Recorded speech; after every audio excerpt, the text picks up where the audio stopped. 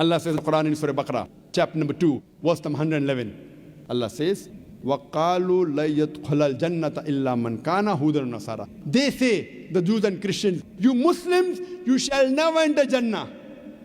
With all your piety, with all your tawheed, with all your fasting, with all your salah, with a mark on your forehead, with all the hajj, you shall never enter Jannah unless you become a Jew or a Christian.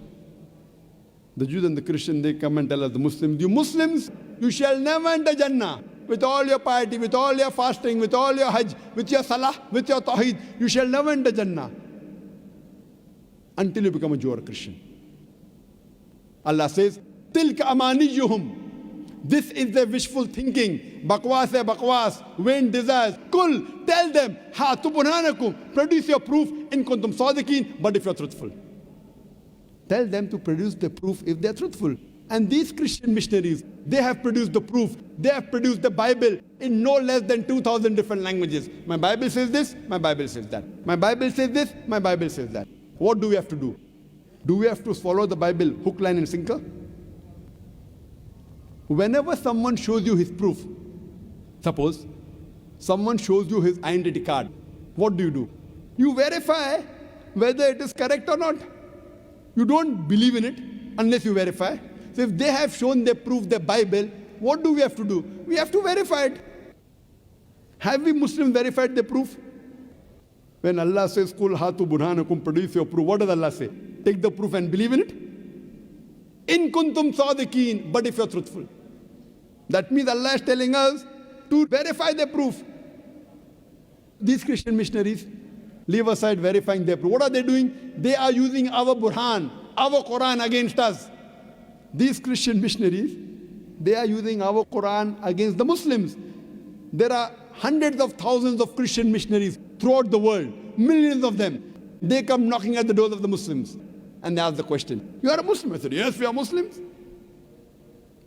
It's mentioned in the Quran that Bible is the word of God, and we say, yes, it's mentioned. Then why don't you follow the Bible? We have no reply. That's the next question. That how many times is the name of your Prophet Muhammad, peace be upon him, mentioned in the Quran? If you know, you'll give the reply that Prophet Muhammad sallallahu alaihi wasallam is mentioned by name in the Quran 5 times. 4 as Muhammad, 1 says Ahmad sallallahu alaihi wasallam. That's the next question. How many times is the name of Jesus Christ, peace be upon him, mentioned in the Quran? If you don't know, they will tell you. Jesus Christ, peace be upon him, Isa alayhi salam, is mentioned by name in the Quran 25 times. And if you check up, it is correct. That's the next question. Who is greater? A person who is mentioned 5 times by name in the Quran is greater, or a person who is mentioned 25 times by name in the Quran is greater? Who's greater? 5 or 25? 5 or 25? 5.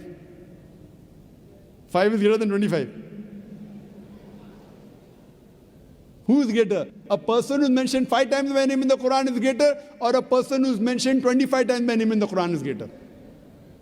They ask the question, but they don't give you the reply. They let your mind think. They poison your mind. They come knocking at the doors of the Muslims. That's the next question. Your Prophet Muhammad, peace be upon him, did he have a mother and father? We said, yes, he had a mother and father. Did Prophet Jesus, Isa alayhi salam, did he have mother and father? We said, no. He had a mother, but he had no father. That's the next question. Who is greater? A person who's born with a mother and father is greater, or a person who's born without a father is greater? Who's greater? A person who's born with a mother and father is greater, or a person who's born without a father is greater? Who's greater? Who's greater? Person born? Who's greater? They ask the question, but they don't give the reply. They let your mind think. They use us Muslims as a punching bag. They use us like doormats. And believe me, Muslims can't even answer. That's the next question. Your Prophet, Muhammad, peace be upon him, did he do any miracles? We said, yes, he did many miracles.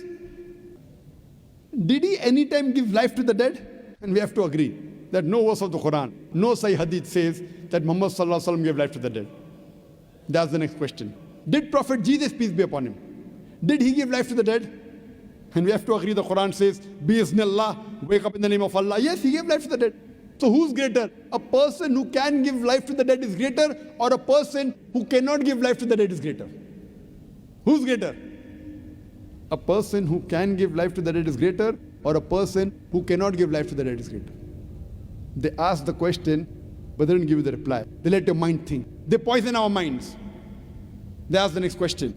Your Prophet Muhammad, peace be upon him, is he physically dead or alive?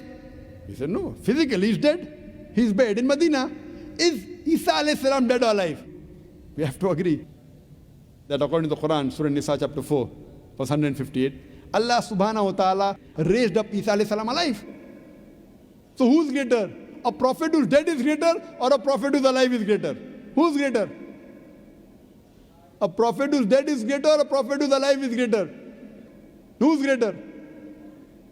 They ask the question, but they don't give you the reply. They let your mind think. They poison your mind. They are using us Muslims like punching bags, like doormats, and we can't even open our mouth.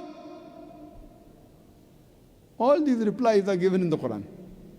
If you read the Quran with understanding, all these replies are there, easy. All the replies are given.